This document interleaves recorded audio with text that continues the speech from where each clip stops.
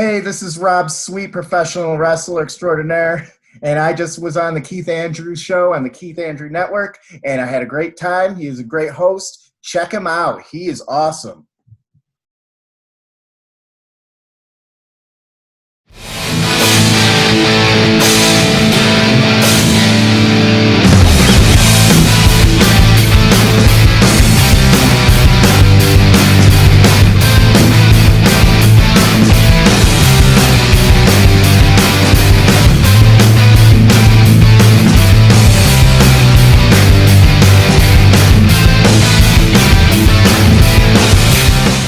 Ladies and gentlemen, today is a very special episode. It's 666. Thanks, a big shout out to Iron Maiden, one of my favorite rock and roll bands of all time. I waited a long time to do episode 666. Don't worry, we're not going to worship the devil or anything about, rock and roll and that. I'm here with the television champion of Northern Tier Wrestling. North Tier Wrestling. We're here as the North Tier Wrestling television champion. As you know, I am the KeithAndrewNetWork champion. So it's champion and champion. I keep butchering that name of that company because I never heard of it before. But after this interview, I will definitely become a fan of it. Now, Absolutely. Go ahead. I'm sorry. Oh, no, I just want to say I'm honored to be your 666 guest because, metal, Iron Maiden, everything. Horror movies, let's run with the devil. Let's do this. No, absolutely. And now for people who don't know what North Tier Wrestling is, what can you tell us about it? Northern Tier Wrestling is based out of northern Pennsylvania. A lot of their shows take place around the Sayre area, a little bit over the border between New York and PA. But they also do shows. We've done shows down in Pennsylvania, down in Philadelphia, by the ECW Arena, across from Tony Luke's. Northern Tier Wrestling is a part of a conglomerate called Rope to Rope Entertainment. And you can check us out on Roku TV. We have a free channel. If you just look up Rope to Rope Entertainment.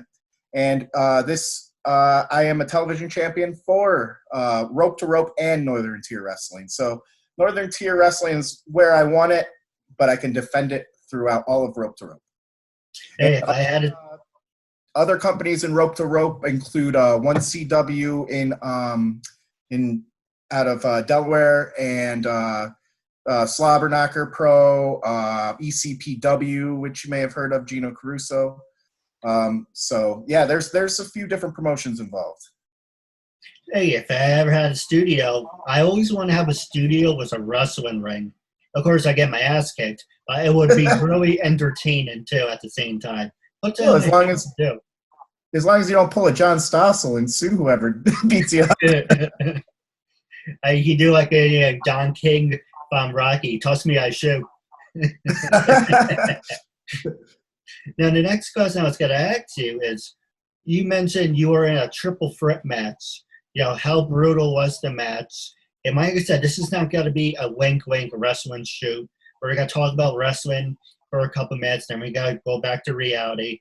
It's a little bit of both, but I'm also want to talk to you about disability. So first question is, congratulations on being the Northern Tier television champion, number one.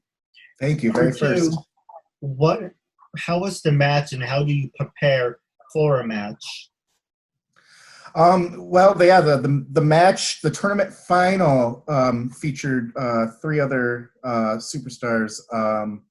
It was a fatal four-way elimination match.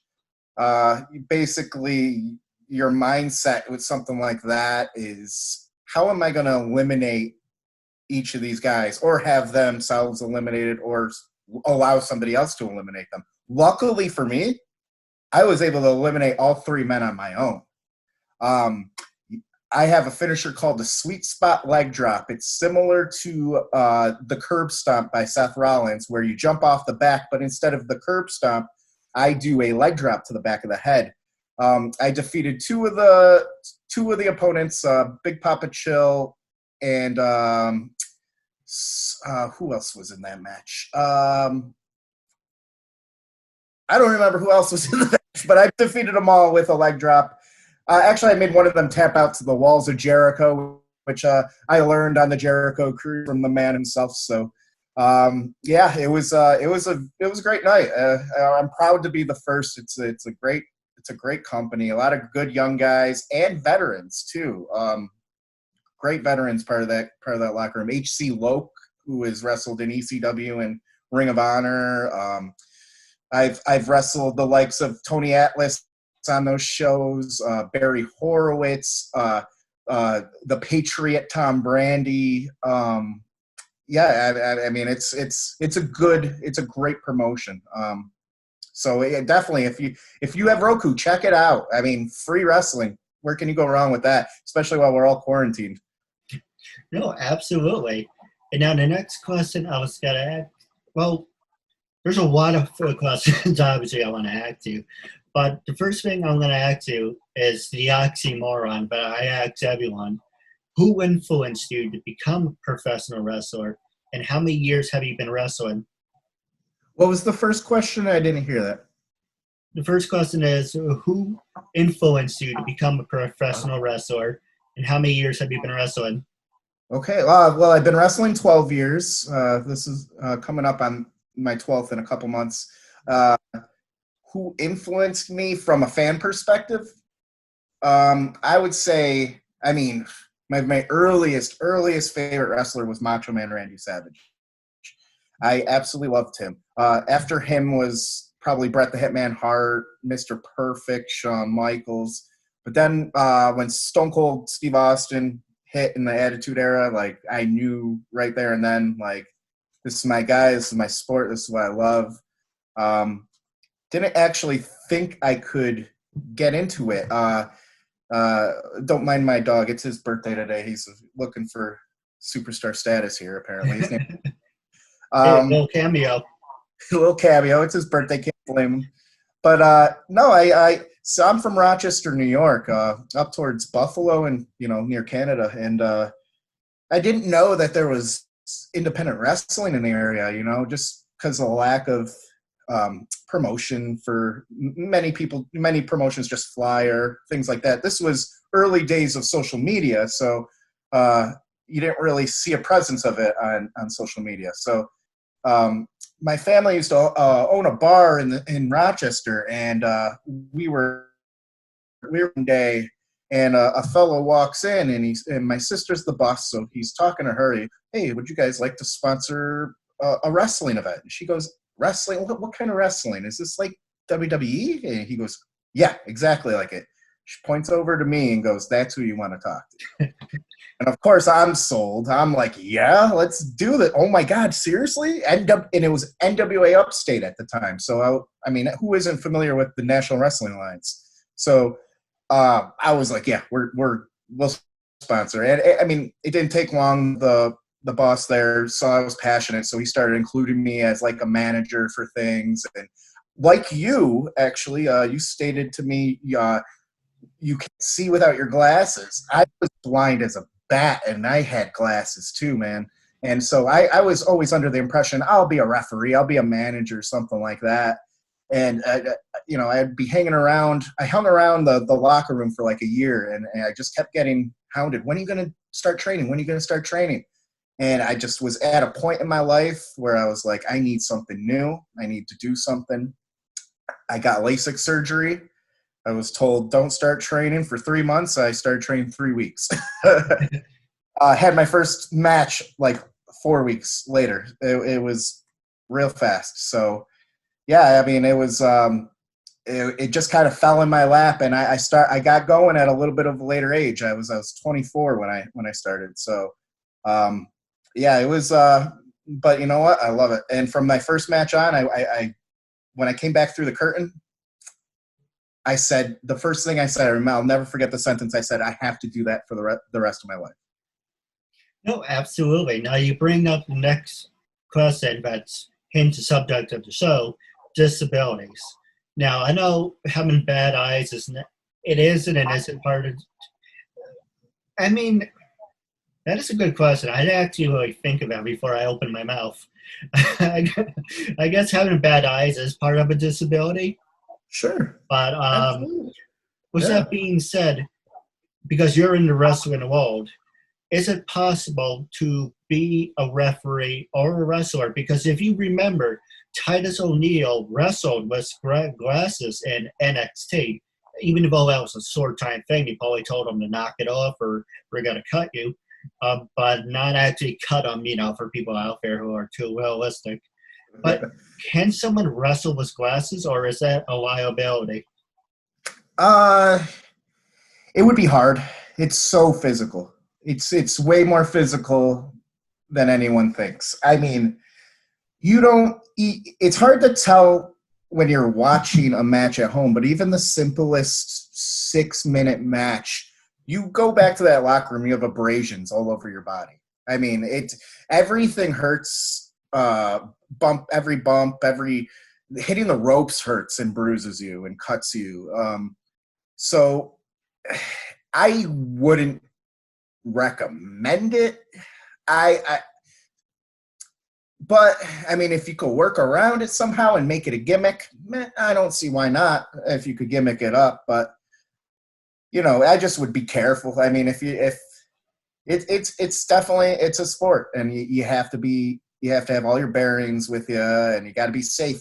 And one of the best things, or one of the hardest things about wrestling is or one of the things you're most focused on is you want to be safe with your opponent. You want to protect them.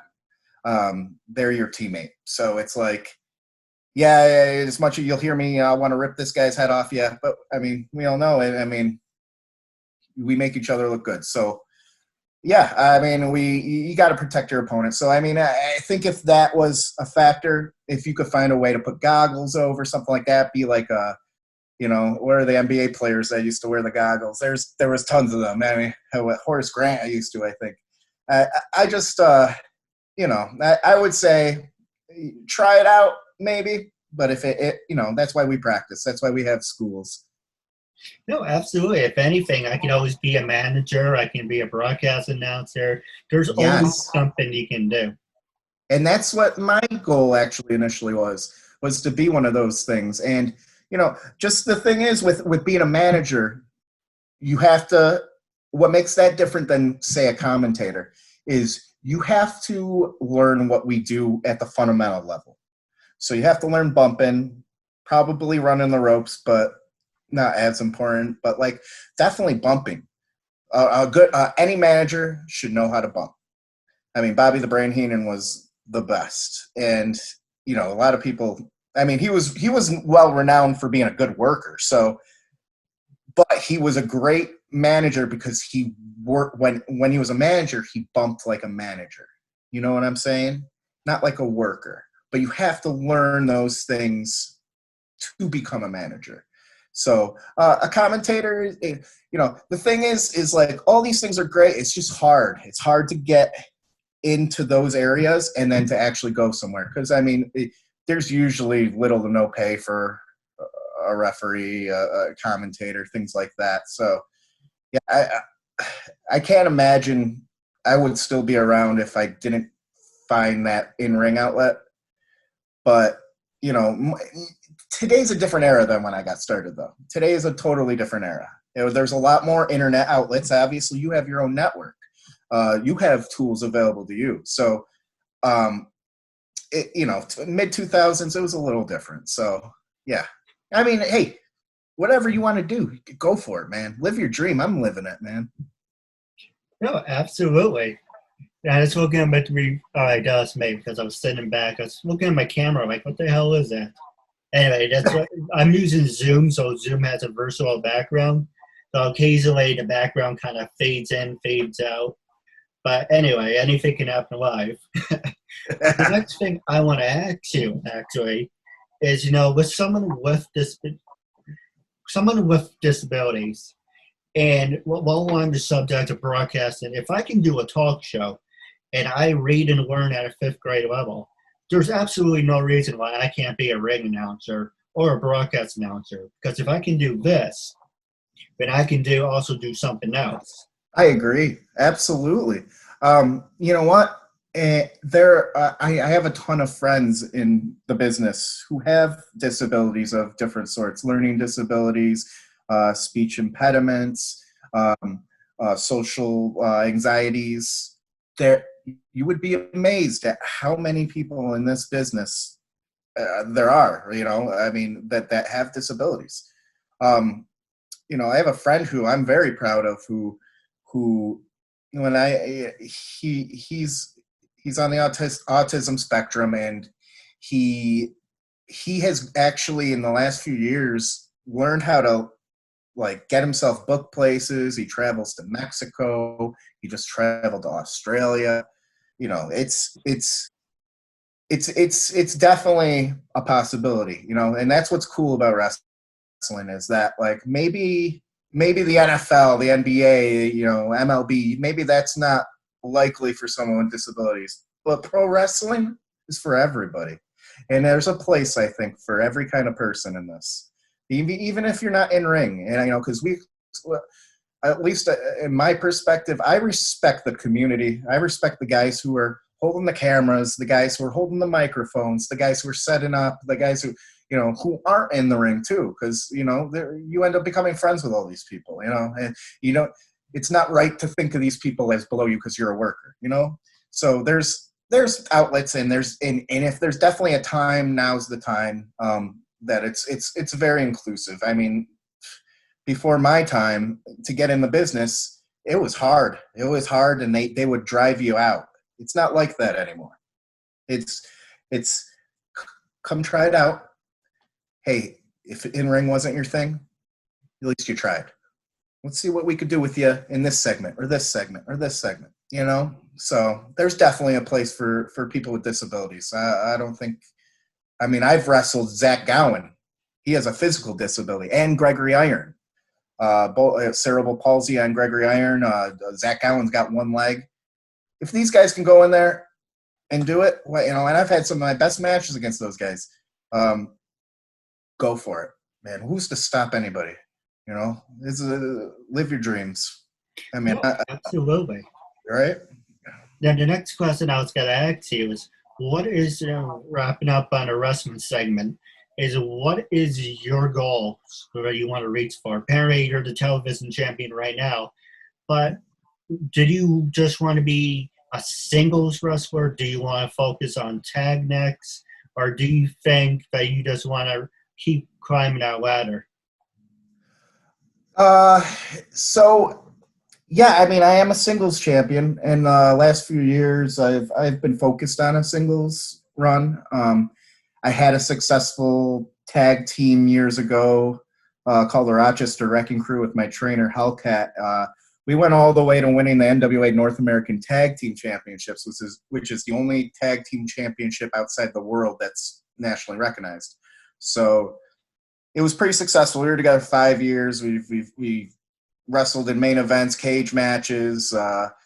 Feuded Dalton Castle, feuded Tommy Dreamer, feuded all sorts. Wrestled Shane Douglas. I wrestled Danny Doring. Coco Beware. We had a good run. So after that, I was dead set on making myself a single star, and I've won some heavyweight championships and some other various singles titles, and but I actually just right before the quarantine happened, debuted a new tag team with one of my best friends, Dewey Murray.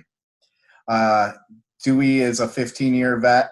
Me and him have been known to be road partners, but we always kind of did our own things. And, just recently we decided, what the hell? Let's have some fun and let's tag team. Let's just do it together. And so we are the Hellboys. Hellboys of the Open Road Hellboys, whatever you want to call us. And we're, a couple butt-kicking dudes and wearing our street fight gear. And, just I'm enjoying that too. So I wouldn't say the door's closed on any avenue.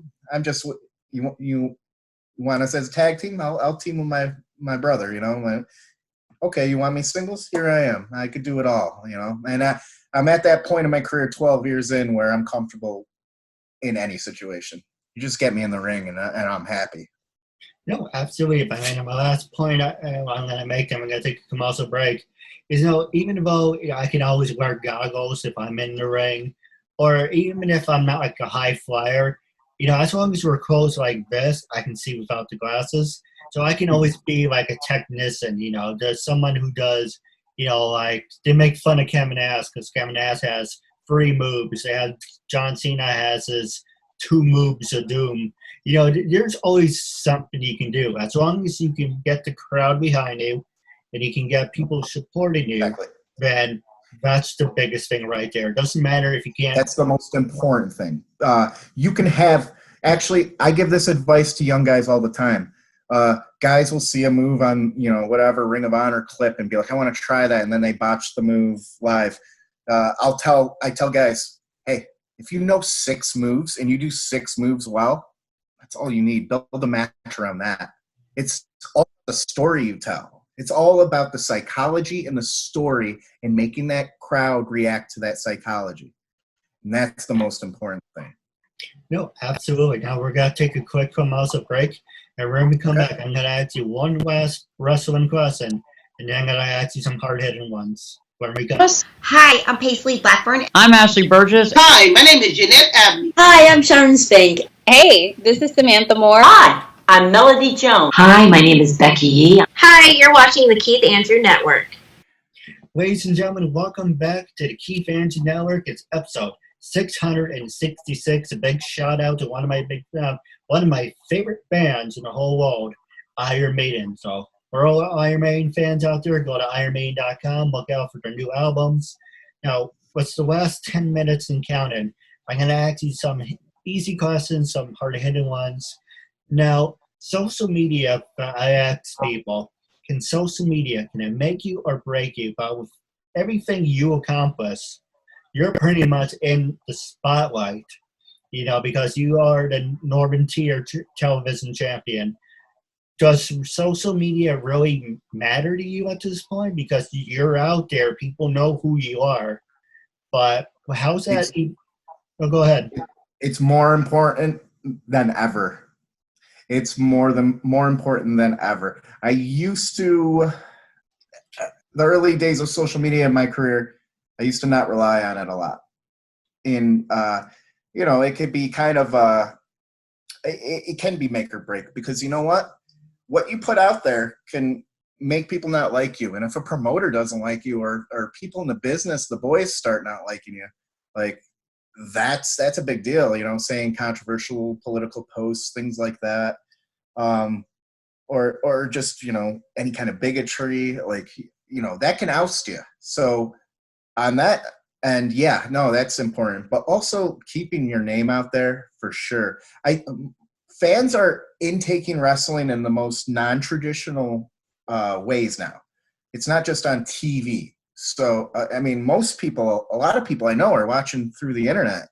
So promoting your matches, putting them out there on social media for fans to learn of you, that's so important. And the wrestling world becomes so much smaller because of that, if you know what I mean, in a good way. So yeah. It's pretty much like the woman who I interviewed yesterday, where we agreed on it.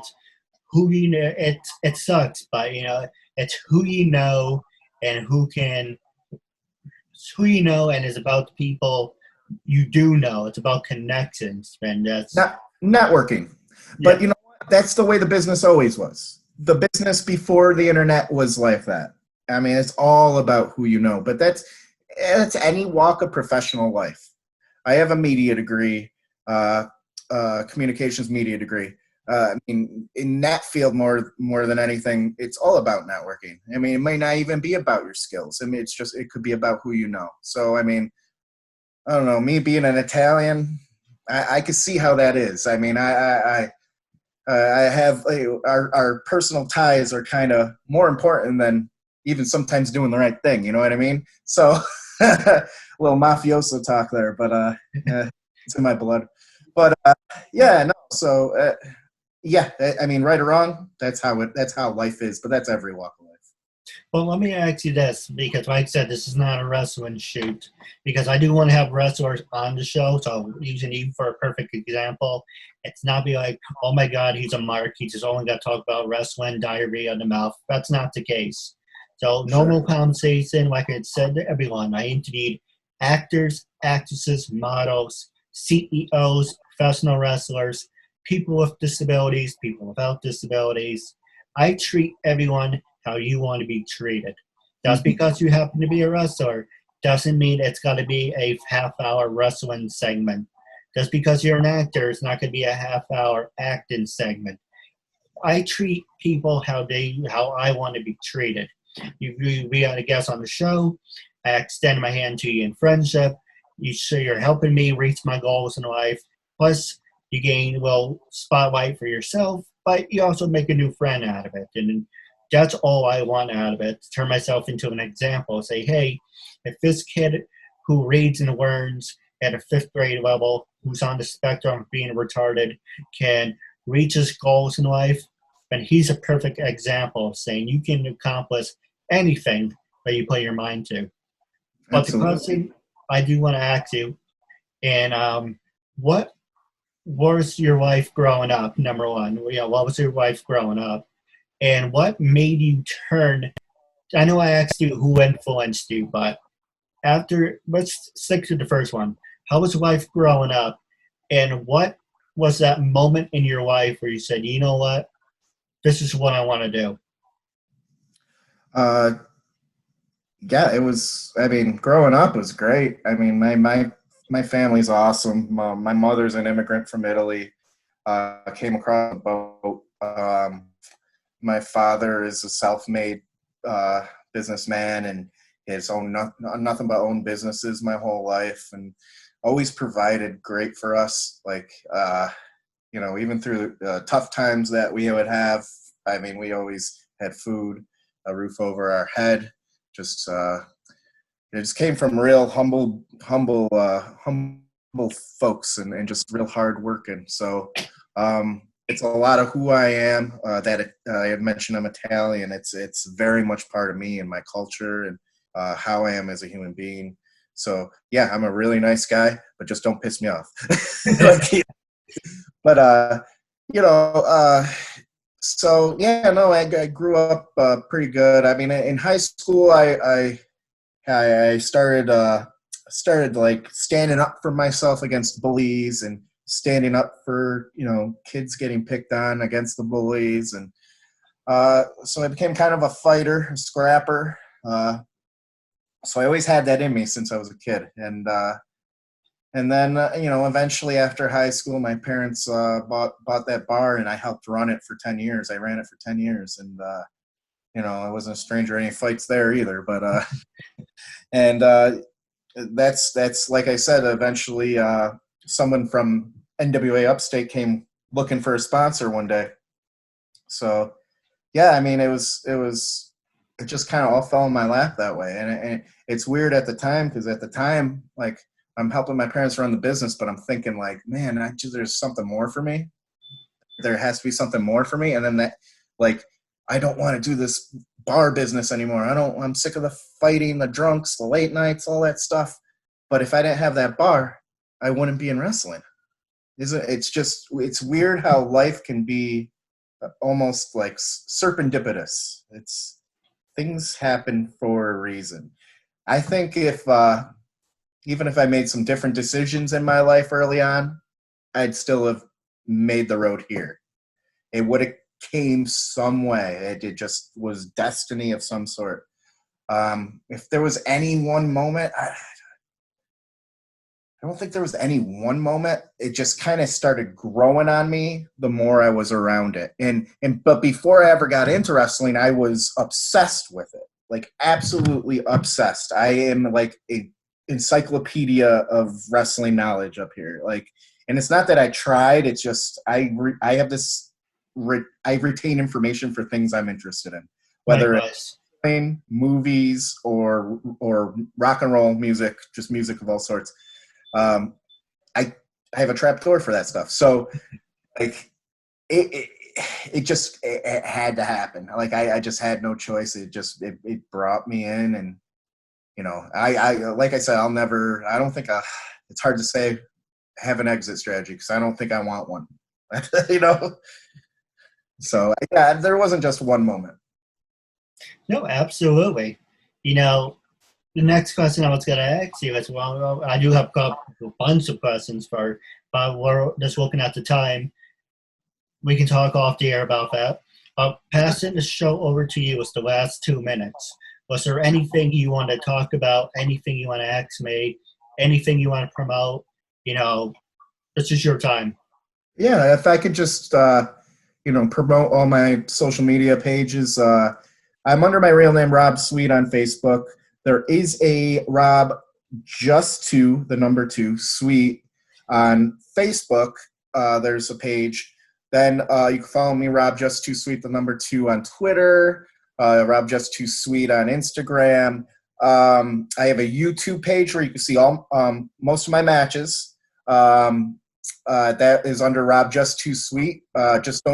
No space between Just Too Sweet. It's just Rob space Just Too Sweet, all one word. Number 2. And just give a follow to those. And I mean, I'm easily accessible. I love talking to fans. So yeah. No, absolutely. And the last thing I do want to hit on that, it's actually we can say that for next time, but I just wanted to real fast. People want to know, never change who you are. And with that being said, for me, it doesn't become. I can't even speak. Hint of the show. For me, I'm saying if I become an A-lister, and if people would say, "Can I get your autograph?" I don't need fancy cars. I don't need to have 4 houses. I don't need all that stuff. And I'm still going to work in retail. And we're like, wait, you're this big celebrity guy. Why are you working in retail? Because I've made a promise to myself I would never change who I am. From the day I was born to the day I die, I'm going to have 1 foot in reality, that's real life, and 1 foot in most at fantasy land, but in the entertainment world. So something funny happens in entertainment world, you can bring it over. Something happens in real life, you can bring it over. It's always better to stay neutral. Say, this is who I always going to be and am. Not going to change any of myself or anything. But wrapping up the show, it's a good thing you plug social media. Don't worry, your Instagram name will be on the bottom of the screen. So people get to follow you. Send me your information. It will be in the description box as well. But my last question for you, wrapping up. When I first approached you to be a guest on my talk show, I want you to be brutally honest. When I first approached you, what was your first honest opinion when you got the email? What made you say yes? And after being a guest, how do you feel now? And would you recommend it to all your wrestling buddies? Okay, well, at first I was like, cool, because like I said, I have a degree in media, so any kind of, media outlet, I believe in that. So I was like, cool, yeah, I'll love to do it. I will have to say, you made me second guess a little bit when you started talking about Star Wars in a negative way on my post, but that's okay. We can forgive that. I can forgive that. I know Star Wars has lost a lot of fans, but no, oh, you're Trekkie. I got you. Yeah. I like Trek too. I do like Star Wars, but 4, 5, and 6 are my favorite, hands down. The new ones just sucked. They weren't as good, but no. I will say that. What are the other 2 questions? What was your first? Well, I can do it again. What was your first reaction to the email? What made you say yes? How do you feel now, and would you recommend it? Yes, I would totally recommend you. I am going to recommend you to some of my friends in the business, and what made me say yes? Because you reached out, and that's called networking, and you, my friend, are very good at it. So Thank you for having me on. This was a pleasure. This really was. No, the honor's all mine, and I'm looking forward to part 2. I just want to say Definitely. thank you, and God bless.